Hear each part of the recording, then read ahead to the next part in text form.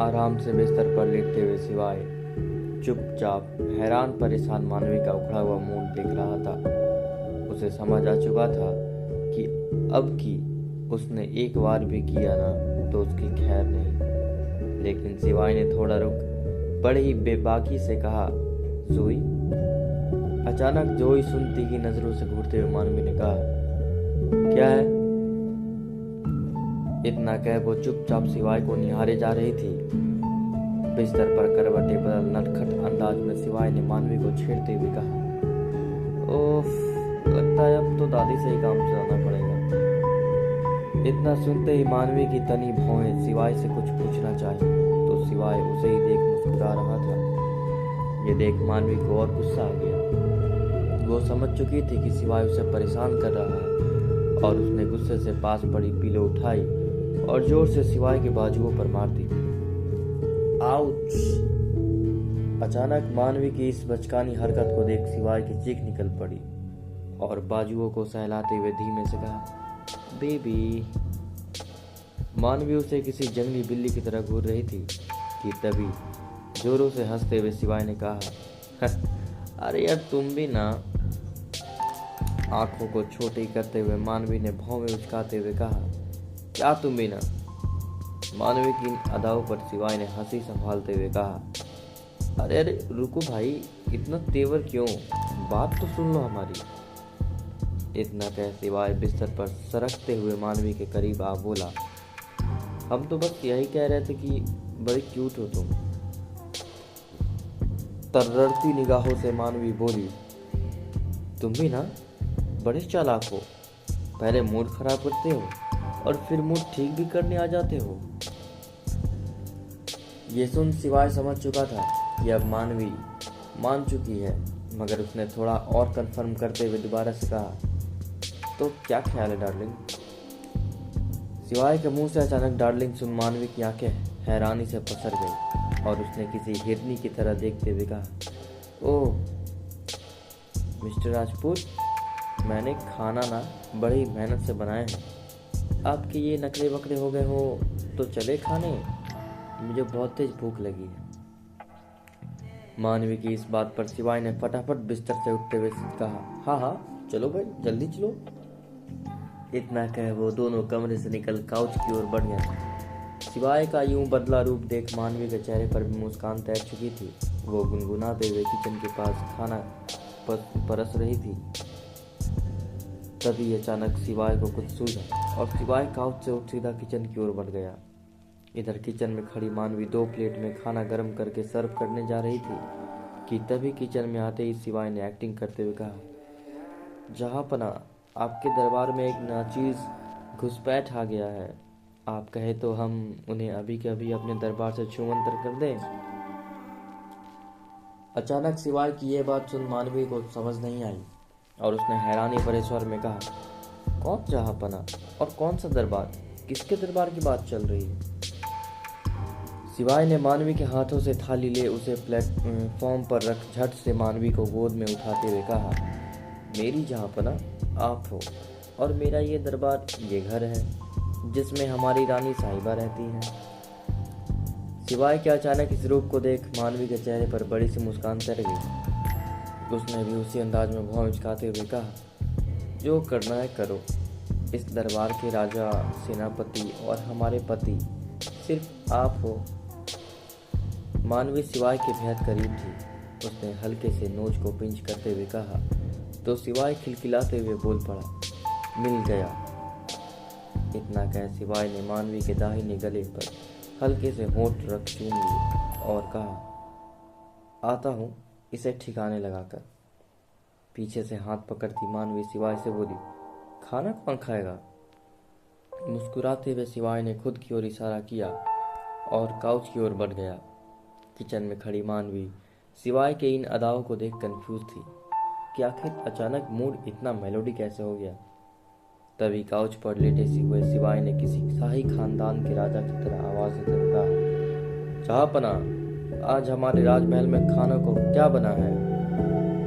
ये सुन पहले तो मानवी की हंसी छूट पड़ी, लेकिन खुद को संभालते हुए उसी अंदाज में मानवी ने भी हंसते हुए कहा, राजा साहब, राज दरबार में आज बेहद स्वादिष्ट वेजिटेरियन खाना बना है। भाव में उचकाते हुए सिवाय ने कहा, ओह, ऐसा क्या बना है? मानवी बोली, चिल्ली पनीर और फ्राइड राइस। खुशी से उछलते हुए सिवाय ने कहा, ओह वाह, मेरा फेवरेट। जल्दी से खाना लगाओ बेबी, मुझे बहुत जोरों की भूख लगी। ये देख मानवी की हंसी छूट पड़ी और मन ही मन बोली, ये खड़ूस नहीं, मेलोडी है, मेरा मेनू। हम दोनों मिलकर मेनू ड्रामा करेंगे। यही सब सोचते हुए वो खाना खाने के लिए काउच पर रख देती है। दोनों खाने की प्लेट लिए टीवी ऑन कर बैठे। पहले कॉल पर सिवाय ने लाडली कहा, आह शानदार, लाजवाब, मजा ही आ गया खा के। मानवी के चेहरे पर उभरती हुई मुस्कान इस वक्त सूरज की किरण जैसे खिल रही थी कि तभी सिवाय ने सीरियस होते हुए कहा, एक मिनट, क्या ये सही है कि ये सब तुमने बनाया है? सिवाय का यूं शक करना देख मानवी ने तर्रेती निगाहों से कहा, नहीं, बिल्कुल नहीं, ये सब ना लखनऊ के 5 स्टार होटल से ऑर्डर कर मंगवाया है। इतना कहे वो इरिटेट हो खाने लगी कि तभी सिवाय ने छेड़ते हुए कहा, तब भी मुझे लगा ही था कि तुमने कहाँ इतना हुनर भरा होगा। ये सुन मानवी चिड़चिड़ाते हुए बोली, अच्छा तो ये बात है। इतना कह वो अपनी थाली किचन में ले जाकर प्लेट से ढक रूम की ओर बढ़ गई। मानवी का इतना गुस्सा देख सिवाय को भी बुरा लगा कि आखिर वो क्यों इस तरह उसे परेशान करता है, क्यों। यही सब सोच सिवाय भी हाथ धो उठ गया और कमरे की ओर बढ़ गया। बिस्तर पर गुस्से में लेटी मानवी खुद से बड़बड़ाई जा रही थी। कोई इस तरह बेइज्जती करता है ये पता नहीं था। समझता क्या है खुद को, यहाँ रहना ही नहीं मुझे, वरना ये राजपूत मेरा सारा खून पी जाएगा, हर रोज मुझे गुस्सा दिलाकर। मानवी मुंह पर तकिया डाल बड़बड़ाई जा रही थी कि तभी कमरे में सामने गिरने के शोर से मानवी आहिस्ता से पिलो हटाते हुए देखी तो सिवाय कमरे में उथल पुथल कर रहा था और उसे तेजी से ढूंढ रहा था। ये देख मानवी बिस्तर पर बैठते हुए सिवाय को ही घूरे जा रही थी कि तभी सिवाय ने कहा, यार कहाँ गया, यही तो था। मानवी का गर्म दिमाग और गर्म हो चुका था और वो गुस्से से सिवाय को घूरे जा रही थी और खुद से बड़बड़ाते हुए मन ही मन बोली, ये क्या तरीका है, खड़ूस कहीं का, बहुत ही खड़ूस है ये। इतनी मेहनत से खाना मैं बनाई तो नाम 5 स्टार को मिल गया। अब देखो कमरा व्यवस्थित की तो जनाब पता नहीं किसको इसको क्रेडिट दे रहे हैं। मानवी अपने में एक बात बड़बड़ाई जा रही थी कि तभी सिवाय ने तेजी से ऊंची आवाज में कहा, क्या यार। इतना कह बाल खुजाते हुए बिस्तर पर धम से बैठते हुए सिवाय ने खुद से बड़बड़ाते हुए कहा, कुछ मिलता ही नहीं है। सिवाय की ये बात सुन मानवी उदास हो बोली, बस कुछ दिन की ही दिक्कत है, फिर मैं यहाँ से चली जाऊंगी तो सारे सामान मिलना वापस चालू हो जाएंगे। अचानक ये बात सुन सिवाय सन्न रह गया। मानवी की ओर तेजी से पलटते हुए सिवाय ने कहा, क्या कहा तुमने अभी? मानवी घूरते हुए बोली, वही जो ये कान सुन रहे हैं। मानवी ने बड़े ही प्यार से कान की ओर इशारा करते हुए कहा तो सिवाय खींचते हुए बोला, अब तुम कहाँ से आ गई, ज्यादा बात नहीं समझी। सिवाय की आंखों में रोज साफ नजर आ रहा था। ये देख मानवी ने चुप रहना ही ठीक समझा। उसी वक्त फोन के स्क्रीन पर दादी नाम फ्लैश हो रहा था। ये देख मानवी की आंखों में चमक और चेहरे पर हल्की सी मुस्कान बिखर गई। मन ही मन बोली, दादी को जब पता चलेगा उनका सो कॉल्ड फ्यूचर दामाद कितने नखरेबाज है तो निश्चित अगला अटैक तो दादी को ही आने वाला है। तभी सिवाय ने मानवी को घूरते हुए कहा, तुम कहाँ खोई हुई हो, देखो दादी का फोन आ रहा है। मानवी ने भौं में उचकाते हुए कहा, तो कर लो बात।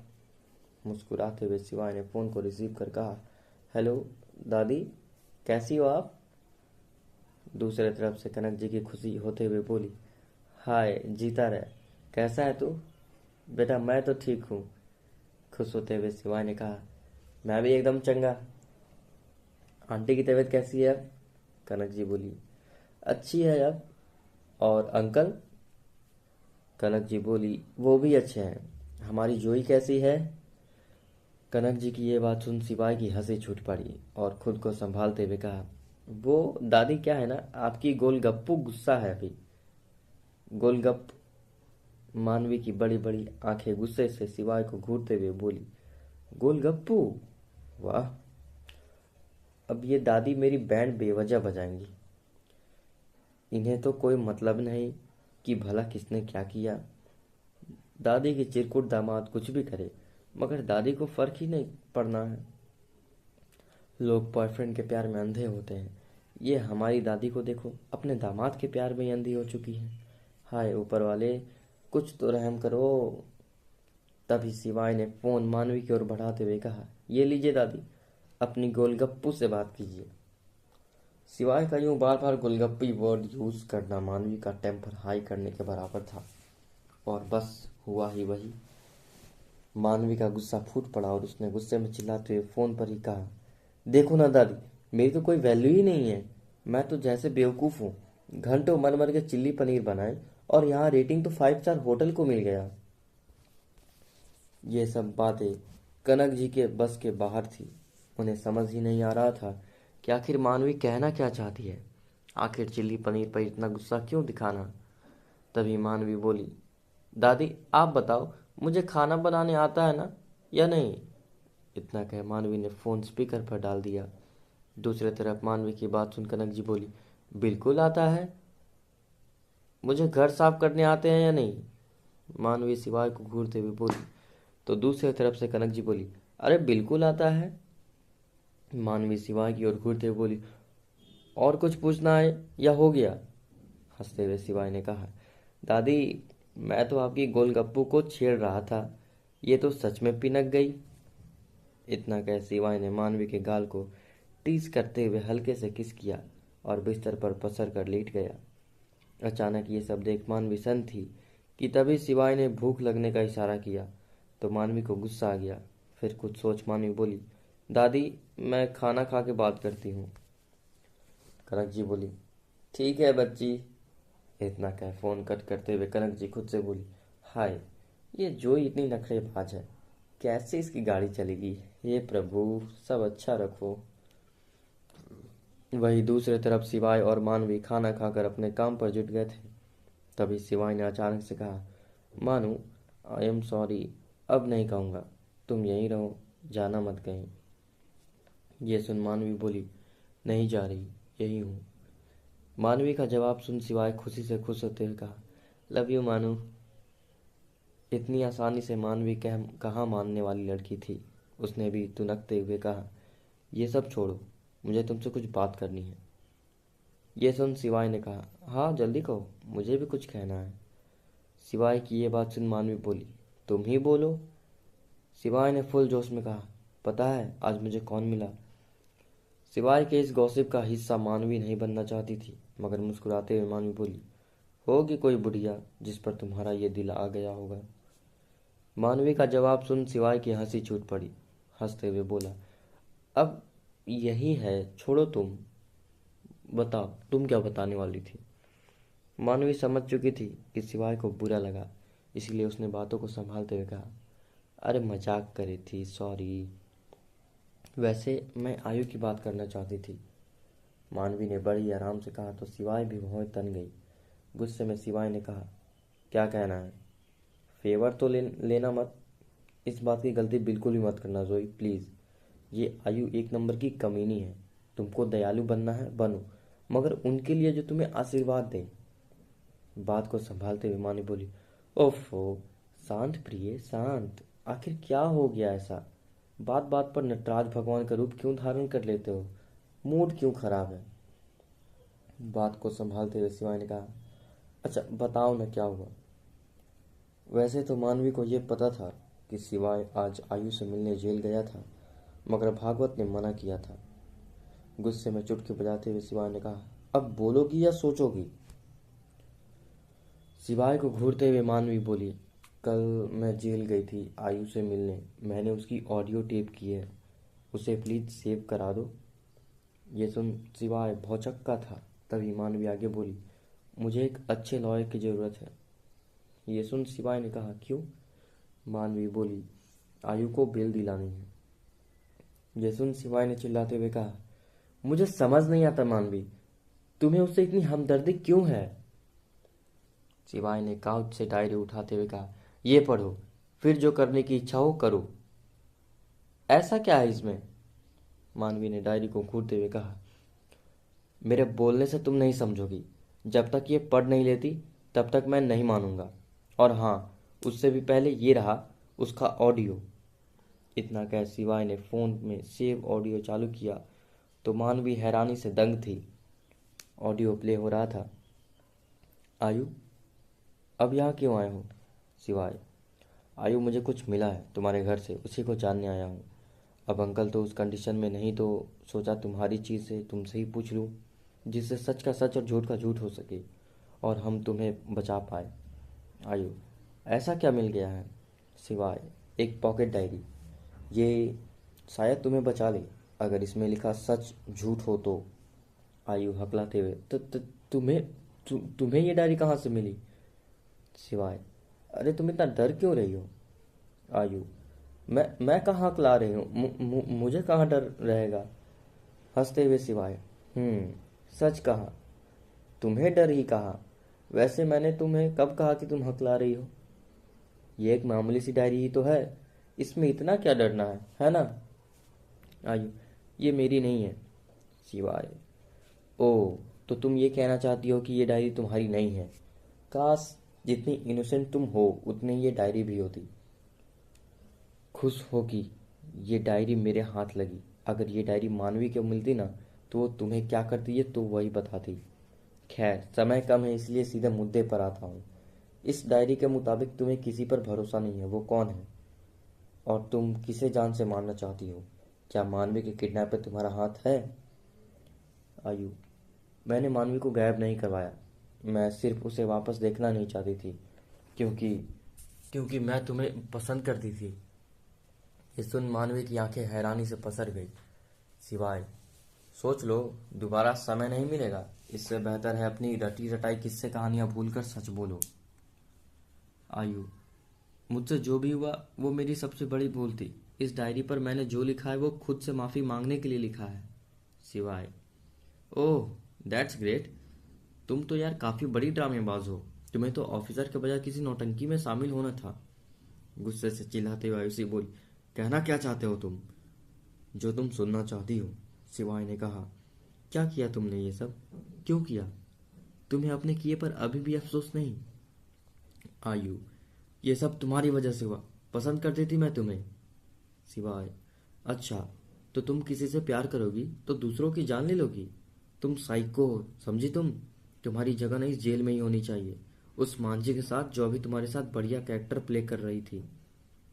मानवी ऑडियो को पॉज करते हुए बोली, ये मांझी कौन है? शिवाय ने ऑडियो को पूरा सुनने का इशारा किया तो मानवी वापस से प्ले की। शिवाय, क्या जानती हो मेरे बारे में? कितना जानती हो? जो मुझे तुमसे प्यार हो गया? मेरी फिटनेस बॉडी या मेरी रैंक, किससे तुम्हें प्यार हुआ? एक मिनट, एक मिनट, इसे प्यार नहीं, पगलेट कहेंगे। ये सब न तुम्हारी पगलेटी की निशानी है। तुम्हारी इस पगलेटी के चक्कर में तुमने उस मानवी का क्या किया, उसका तुम्हें जरा भी अफसोस नहीं? आयु, तुम्हारी इस डायरी ने इतना तो साफ कर दिया कि तुम एक जीलियस लड़की हो। दूसरों को परेशान करना तुम्हारी हॉबी है। वैसे यहाँ भी तुम्हारी काफ़ी अच्छी नाटक कंपनी है। आयु, मुझे लगता है तुम्हें जाना चाहिए। सिवाय, अपने सवालों का जवाब लिए बिना मैं यहाँ से नहीं जाऊँगा। आयुषी, ये जेल है, यहाँ नाटकबाजी नहीं चलेगी। सिवाय, तुम मुझे मत सिखाओ कि मुझे क्या करना है। आयु दर्द से कहा थे, आउच, छोड़ो मेरा हाथ। सिवाय, आयु, तुम शायद भूल रही हो, ऑफिसर को कोई रोकने वाला नहीं, इसलिए बेहतर होगा कि तुम अपना मेलोड्रामा अपने पास रखो और मुझे इस डायरी का सच बताओ। आयुषी, हाँ, मैंने ही बनाया था ये सारा का सारा प्लान। मैंने जब पहली बार तुम्हें देखा तो ये दिल तुम्हें दे बैठी, मगर उस आहूजा ने उस आई हुई लड़की की काबिलियत को ही ताज्जुब दिया, तुम्हारी ड्यूटी उसके साथ लगा दी। ये सब देख मेरा मन बहुत दुखी हो उठा। जिंदगी में पहली बार किसी को देख ये दिल धड़का था। इस दिल को तोड़ने वाली कोई और नहीं, वो मानवी थी। समय बीत रहा था और अब इन्वेस्टिगेशन के लिए तुम दोनों अकेले जाया करते थे। ये सारी बातें मुझे बेहद चुभती। तुम दोनों में फूट पड़ने के लिए मैंने कितने जतन किए, मगर एक भी बार कामयाब नहीं हुई। कितनी बार मैंने आहूजा को बोल मानवी की क्लास लगवानी चाहिए जिससे वो वापस चली जाए, मगर यहाँ भी पासा उल्टा हो गया। तुम दोनों की नज़दीकी और ऑफिस में तुम दोनों की चर्चा मुझे हजम नहीं होती। ये सब मेरे आपे से बाहर था। एक रोज़ मेरी मुलाकात असलम से हुई, जिसे देख मेरी मंजिल बेहद करीब लगने लगी। उसी वक्त मैंने प्लानिंग करना शुरू किया और फिर एक रोज़ असलम का पीछा करते हुए मैं उसके अड्डे तक पहुंच गई। वहां पहुंच मैंने देखा कि असलम किसी बड़े सुपारी की बात कर रहा है। फ़ोन करते ही मैंने हिम्मत कर असलम के सामने आई। असलम गुस्से से, कौन हो तुम, यहाँ कैसे पहुंची? असलम की ये बात कहते उसके आदमी मानो मुझे अभी की अभी शहीद कर देंगे। मगर मैंने हिम्मत के साथ कहा, क्या फ़र्क पड़ता है कि मैं कौन हूँ? फ़र्क तो ये पड़ना चाहिए कि तुम्हें सामने से किसी को किडनैप करने की सुपारी देने आई हूँ। सो मुझे नहीं लगता कि तुम्हें यह जानना जरूरी रह गया कि मैं तुम्हें कैसे जानती हूँ। बस काम इतना करना है कि एक लड़की को तुम्हारे बॉस बहुत पसंद है। बस किसी तरह उसे उनके अड्डे तक पहुंचवा दो। इसके बदले तुम्हें जितनी भी धनराशि चाहिए मुझे मंजूर है। खुद सोच, असलम ने कहा। उससे तुम्हें क्या फ़ायदा है? मैंने कहा, फ़ायदा की चिंता तुम मत करो, बस तुम अपने रोकड़े और मेरे काम को कैसे पूरा करना है ये सोचो। असलम ने ऊंची आवाज़ में कहा। असलम किसी की बात बिना जाने किसी की भी सुपारी नहीं लेता। ओह, तो तुम बिना जाने कुछ नहीं करोगे? तो ठीक है, मत करो। मुझे लगा था कि अभिषेक जी के सबसे करीबी हो, उन्हें तुम उन्होंने तुम्हें अपने छोटे भाई की तरह रखा, लेकिन तुम तो दो मुंह वाले सांप से भी बुरे निकले। मगर तुम तो चाहते ही नहीं कि तुम्हारे बॉस का घर बसे। मुझे तो बस इतना फ़ायदा है कि तुम्हारे बॉस को अच्छी लड़की और मुझे एक जोरदार मसाला मिल जाएगा। मैं एक जर्नलिस्ट हूँ, जरा सोचो, जब खबर उन दोनों की इंगेज की छपेगी तब कोई उससे बीते हुए कल को नहीं आज को याद करेगा, उसे जाने के लिए उत्सुक रहेगा। बाकी तुम लोगों की मर्जी। ओह, तो तुम्हें लगता है कि तुम्हारी एक खबर से हजारों खबर बदल जाएंगी? आयुषी, क्योंकि मुझे उस लड़की की पोजीशन चाहिए। इस खबर से उसका नाम और उसका साथ हुआ काम उसे वहीं पहुंचा देगा जहां आज दिव्या खड़ी है। बस कुछ जानती हूं मैं। इसे बेहतर है कि मेरी जासूसी करने से बेहतर कि मुझसे हाथ मिला लो। हंसते हुए असलम ने कहा, बॉस को कोई फर्क नहीं पड़ता। मैंने कहा, बॉस को इस बार फर्क पड़ेगा। अगर मंजूर होगा तो मुझे बताना। असलम कहता है, रुको, करना क्या है उस लड़की के साथ? हम तो फाइनली मान लिया तुमने। खैर, प्लान के मुताबिक तुम्हारा जो सबसे खास और छुपा हुआ अड्डा है उसे वहां बुलाना, जहां ना तो कोई पहुंच सके और ना ही वहां से भाग सके। उसी बीच में इन दोनों की खबर इतनी फैला दूंगी कि सब भूल जाएंगे। बस कुछ दिन पास रखो, फिर मेरा काम होते ही उसे आज़ाद कर देना। असलम ने हंसते हुए कहा, अगर ऐसा नहीं हुआ कुछ तो? तेरे खोखे से भी कड़क है मेरी माल, जिसे देखते तेरा बॉस पागल हो जाएगा। ये सुन असलम डील तय कर लेता है। प्लान के मुताबिक सब वैसा ही शुरू हुआ। तुम दोनों दिव्या के पीछे भाग रहे थे। एक रोज मैंने केबिन से देखा कि तुम दोनों में कोई अनबन सी हुई है। ये देख मैं समझ गई यही सही मौका है, और मैंने उसी दिन असलम को फ़ोन करने को कहा। असलम ने मानवी को जब कॉल करके अभिषेक का खुफिया अड्डा बताया तो मानवी खुशी से फूल गई। उस बताए पते पर मानवी अकेले ही निकल गई। ये सुन मानवी के माथे पर पसीनों की बूंद भर आई और गुस्से से बोली, आयु, तू इतनी वाहियात है, पता नहीं था।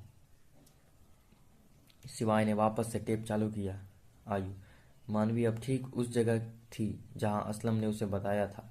तभी उसने वहां अफीम की तस्करी होते देखा तो वो अपने कैमरे से कैद करने लगी, जिसे ये करते देख अभिषेक ने देख लिया। प्लानिंग के मुताबिक हुआ तो वही, लेकिन इस गेम में बस पासा सीधा अभिषेक ने ही फेंक दिया। उसके आदमियों ने मानवी को बंदी बना उसके खुफिया विला में कैद कर दिया, जिससे मानवी चाह कर भी कुछ नहीं कर पाई। जब ये खबर मुझे असलम ने बताई तो पहले मुझे दुख हुआ कि ये ठीक नहीं, फिर लगा जो होता है वो सही के लिए होता है। यही सोच मैं निश्चिंत थी। लेकिन जब तुमने उसे पागलों की तरह ढूंढना शुरू किया तो मैं डर गई कि कहीं मैं पकड़ी गई तो। इसी बीच मेरी मुलाकात असलम के छोटे भाई इरफान से हुई। वो मुझे पसंद तो नहीं था, मगर मैंने उसे जानबूझकर रिश्ता बनाया। लेकिन जब तुम उसे मानवी के बारे में आयु अभी कुछ और कहती, इससे पहले ही उस शांत सी जगह में एक जोरदार थप्पड़ की आवाज़ गूंज गई। बस, चुप, बिल्कुल चुप।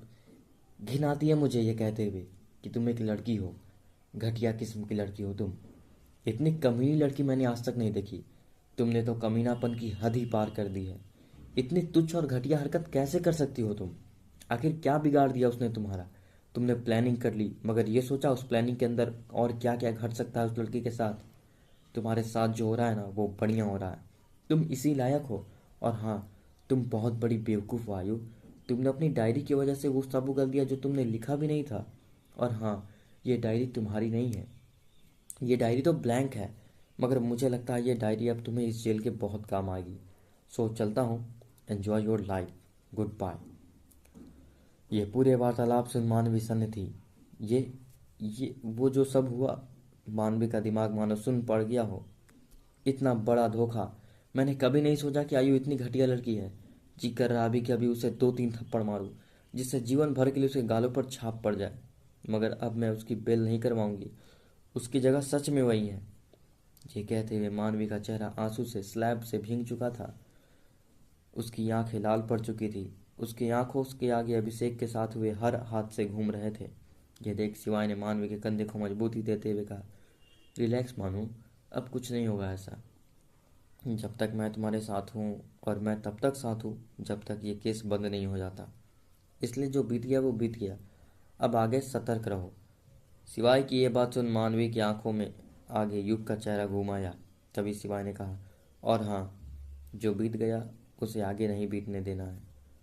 मानवी ने सर झुका कहा, सॉरी। मुझे लगता है कि मैं इस केस को सॉल्व कर लूँगी, लेकिन यहाँ तो मैं खुद इस केस का हिस्सा हो गई। सिपाही ने बात को बदलते हुए कहा, देखो ना, वक्त का पता ही नहीं लगता, इतनी रात हो गई हम अभी तक सोए नहीं, चलो सो जाओ। उदास मन से मानवी बोली, क्या सोऊं? सिवाय मानवी को हक करते हुए, you are powerful strong women, इसलिए अब दुखी नहीं होने का, ठीक है, बल्कि हक की लड़ाई लड़नी है। सोगी तब तो लड़ेगी। सिवाय की बात से सहमत हो मानवी चुपचाप कमरे की ओर बढ़ गई।